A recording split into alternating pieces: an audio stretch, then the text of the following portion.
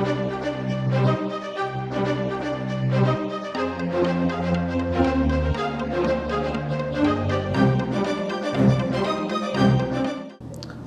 আলাইকুম প্রিয় দর্শক, আপনাদেরকে শুভেচ্ছা সহ আমন্ত্রণ জানাচ্ছি বাংলাদেশ সংবাদে।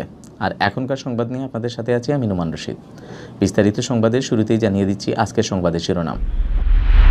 দেশে একদিনে করোনায় আক্রান্তের সংখ্যা 1000 ছাড়ালো, মারা গেলেন আরও 11 জন।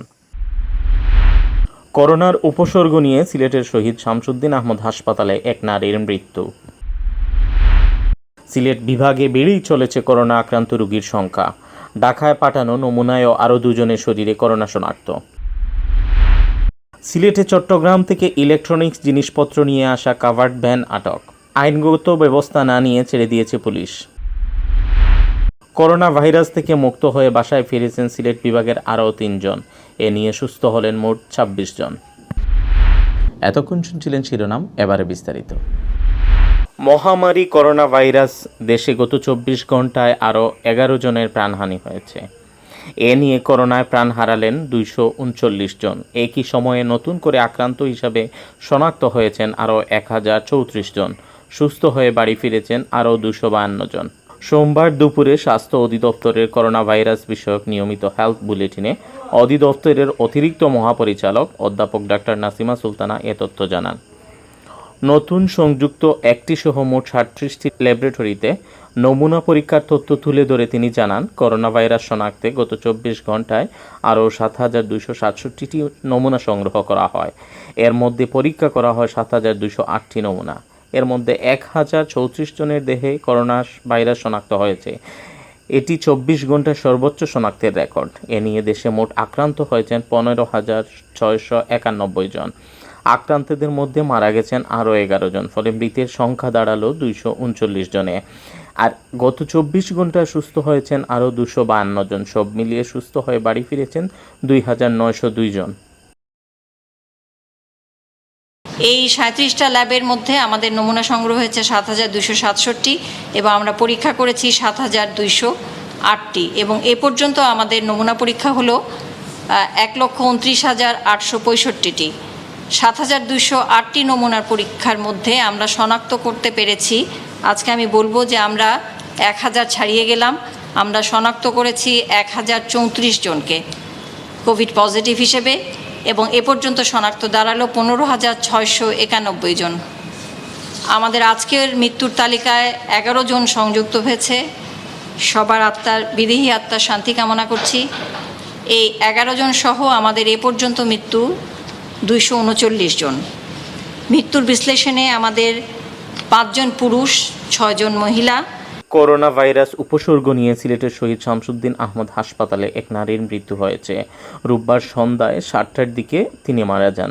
তার বাড়ি সুনামগঞ্জ জেলায়। বিষয়টি নিশ্চিত করেন শহীদ শামসুদ্দিন আহমদ হাসপাতালের আবাসিক চিকিৎসক কর্মকর্তা সুশান্ত কুমার মহাপাত্র জানান, ওই নারীর শরীরে করোনার উপসর্গ জ্বর, কাশি ও শ্বাসকষ্ট ছিল। এছাড়া তিনি যক্ষ্মার রোগীও ছিলেন। এরপরেও করোনার উপসর্গ থাকায় তার নমুনা সংগ্রহ করা হয়েছে। রিপোর্ট আসার পর বোঝা যাবে তিনি কোভিড-19 আক্রান্ত ছিলেন কি না।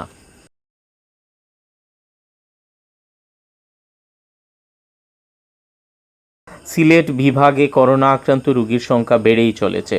2-1 দিনের মধ্যে এ সংখ্যা 300 ছাড়িয়ে যাওয়ার আশঙ্কা রয়েছে। সিলেট বিভাগে নতুন করে আরও 2 জনের শরীরে ধরা পড়েছে এ ভাইরাস। আক্রান্ত 2 জনই হবিগঞ্জ জেলার। স্বাস্থ্য অধিদপ্তরের সিলেটের সহকারী পরিচালক ডক্টর আনিসুর রহমান জানান, হবিগঞ্জ থেকে 80 জনের নমুনা পাঠানো হয়েছিল। ঢাকার আগরগাঁওস্থ national institute of laboratory and referral সেন্টারের নমুনাগুলো পরীক্ষার পর 2 জনের শরীরে পাওয়া যায় করোনার অস্তিত্ব। সোমবার সকালে ঢাকা থেকে ইমেইলের মাধ্যমে এ তথ্য জানানো হয়েছে।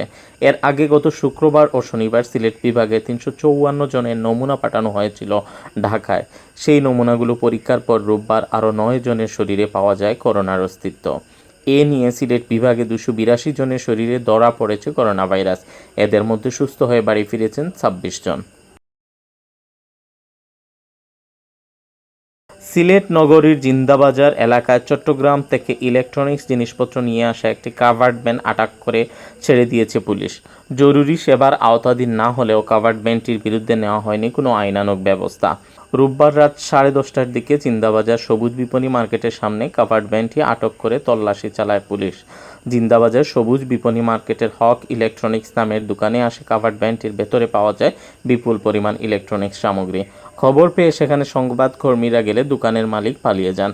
ইলেকট্রনিক্স সামগ্রী জরুরি সেবার মধ্যে না পড়ায় ট্রাকটির বিরুদ্ধে ব্যবস্থা নেওয়ার কথা বললেও শেষ পর্যন্ত ছেড়ে দেয় পুলিশ।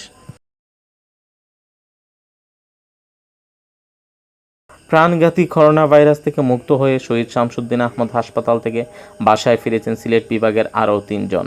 সোমবার দুপুরে তাদেরকে ছাড়পত্র দেওয়া হয়।